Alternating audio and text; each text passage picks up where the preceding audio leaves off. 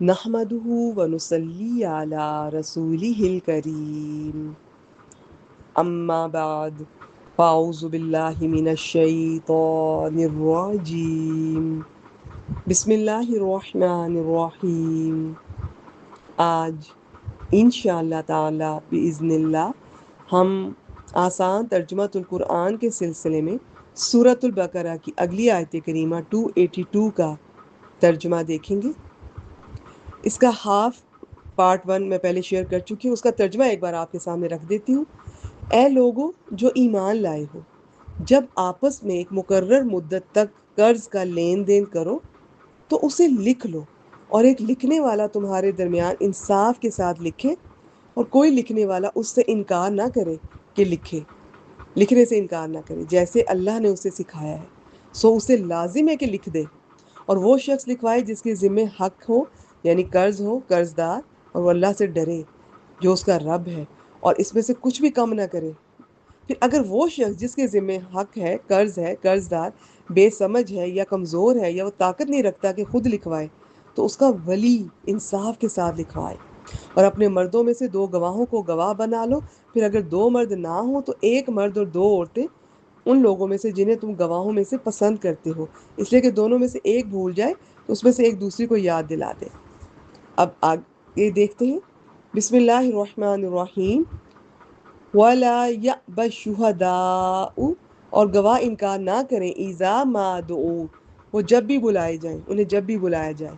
وَلَا تَسْأَمُوا أَن تَكْتُبُوهُ صَغِيرًا أَوْ كَبِيرًا إِلَىٰ أَجَلِهِ، اور اس سے مت اکتاؤ، وہ چھوٹا معاملہ ہو یا بڑا، کہ اسے اس کی مدت تک لکھو.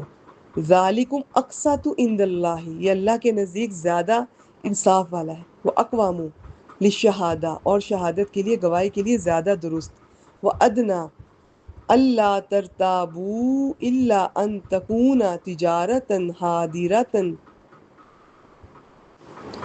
اور یہ زیادہ قریب ہے کہ تم شک میں نہ پڑو مگر یہ کہ نقد سودا ہو، جسے تدیرونہا بینکم، جسے تم آپس میں کیا کرتے ہو، آپس میں لیتے دیتے ہو. فلیس علیکم، تو نہیں ہے تم پر، جناح، کوئی گناہ، اللہ تکتبوہا، یہ کہ تم اسے لکھو. یہ جو ایک ہوتا ہے نا، کیش دیا، کوئی چیز لے لی دکان سے، مارٹ سے، ریڈی سے، اس کے آپ نہیں لکھتے، کوئی اس میں ایشو نہیں ہے. لیکن جو بڑے قرض کے معاملات ہیں، تجارت کے معاملات ہیں، تو الگ الگ ان کا بتایا ہوا ہے. قرض والے معاملات سے بات شروع ہوئی، ضرور لکھنا چاہیے. ہمارے اکثر لوگ کہتے ہیں کہ کیا تمہیں میری بات پہ، میری زبان پہ اعتبار نہیں؟ حالانکہ ایسا نہیں کہنا چاہیے. جب اللہ نے جس چیز کے بارے میں ہمیں آگاہ کیا ہے، ہماری بہتری ہے اس میں، تو لکھنا چاہیے. اور اس کی ساری تفصیلات میں نے بتائیں. اب یہاں پہ شروع ہو رہا ہے کہ اگر وہ تجارتاً حاضرہ، یعنی کہ اس طرح سے ہے، کیش دے کے کوئی چیز لے لی، تو اس میں چاہے نہ لکھو، کوئی ایشو نہیں ہے. وَأَشْهِدُوا إِذَا تَبَايَعْتُمْ، اور جب آپس میں خرید و فروخت کرو تو گواہ بنا لو. وَلَا يُدَارَ كَاتِبٌ وَلَا شَهِيدٌ، اور نہ لکھنے والا ستایا جائے اور نہ گواہ.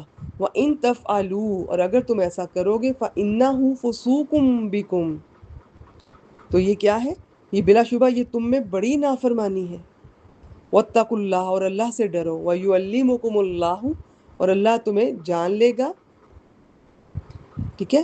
اور لیکن اس میں یہاں پر میں بتاتی چلوں کہ اس کا مطلب سکھانے کا ہے، علامہ یعلم، ٹھیک ہے. اور اللہ تمہیں سکھاتا ہے. واللہ بکل شیء علیم، اور اللہ ہر چیز کو خوب جاننے والا ہے. اس آیت کریمہ سے بظاہر قرض کا لکھنا واجب معلوم ہوتا ہے، مگر اگلی آیت میں ہم جائیں گے تو ہمیں پتہ چلے گا کہ یہ حکم واجب نہیں، مستحب ہے، پسندیدہ ہے. لکھنا چاہیے، کرنا چاہیے، ہماری بہتری ہے. بہت سے رشتے اور کاروبار اکثر اس بنیاد پر خراب ہو جاتے ہیں، تو لکھت پڑھت اچھی ہوتی ہے.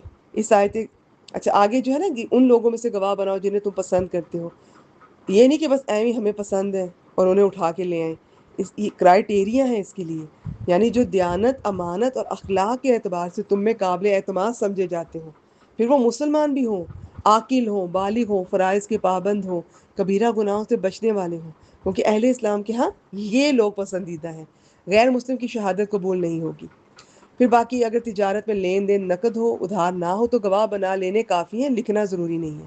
اور یہ بھی بڑے سودوں میں ہے. میں نے کہا نا جو چھوٹا موٹا ڈیلی بیسس پہ کرتے ہیں, پیسے دیے چیز لے لی, اس میں بس رسید جو ہوتی ہے وہ آپ کو اگر مل جاتی ہے ٹھیک ہے, رکھ لیں, اچھا ہے, نہ بھی سودا کیا تو کوئی نہیں. لیکن جو بڑے سودے ہم کر رہے ہیں کاروبار کے, گواہ بنا لینے چاہیے.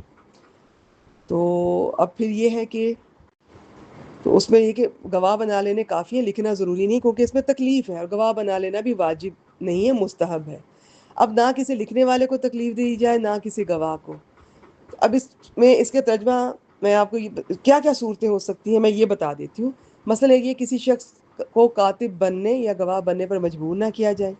دوسرے یہ کہ کاتب یا گواہی کی گواہی اگر کسی فریق کے خلاف جاتی ہے تو انہیں تکلیف نہ پہنچائے, جیسا کہ آج کل مقدمات میں اکثر ایسا ہوتا ہے. اور فریق مخالف گواہوں کو یا جو لکھتے ہیں وثیقہ نویس, اس کے اس قدر دھمکیاں اور تکلیفیں دینا شروع کر دیتا ہے کہ وہ گواہی نہ دینے میں ہی اپنی عافیت سمجھتے ہیں یا پھر غلط گواہی دینے پر مجبور ہو جاتے ہیں.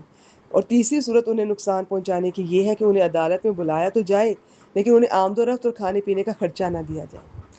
یہ تھی آج کی آیت کریمہ. اب یہاں پہ ایک ٹاپک ہے کہ دو عورتوں کی گواہی ہے اور ایک مرد کی. یہ بہت لمبا ٹاپک ہے, اس میں بہت تفصیلات ہیں, کہاں صرف مرد کی گواہی ہے, کہاں دونوں کی ہے, کہاں ایک مرد اور دو عورتوں کی, کہاں صرف عورت کی, اور ایسا کیوں ہے, اس کی کیا وجوہات ہیں. اس میں کوئی عورت کی حق تلفی نہیں ہے, لوگ پروپوگنڈا کرتے ہیں, یہ غلط کہتے ہیں. میں نے جو میری لائیو سیشن ہوئے میں اس پر کئی بار بات کر چکی ہوں. اللہ تعالیٰ نے اس میں عورت کی آسانی سہولت رکھی ہے, ہمارا ہی فائدہ ہے. جب آپ سنیں گے نا کہ ایسا کیوں ہے, عورت جتنی جسمانی تکالیف سے گزر رہی ہوتی ہے, بعض دفعہ ذہنی تکالیف سے, تو بھول جانے کا اندیشہ ہوتا ہے, تو احتیاط ہے اس میں, ہماری ہی بھلائی ہے, ایسا کچھ نہیں ہے, ایسا کوئی نہ سوچے. تو باقی ان شاء اللہ تعالیٰ میں دوبارہ کبھی سیشن ہوگی اس پر بات ہوگی. آج کے لیے اتنا ہی. وآخر دعوانا الحمد للہ رب العالمین.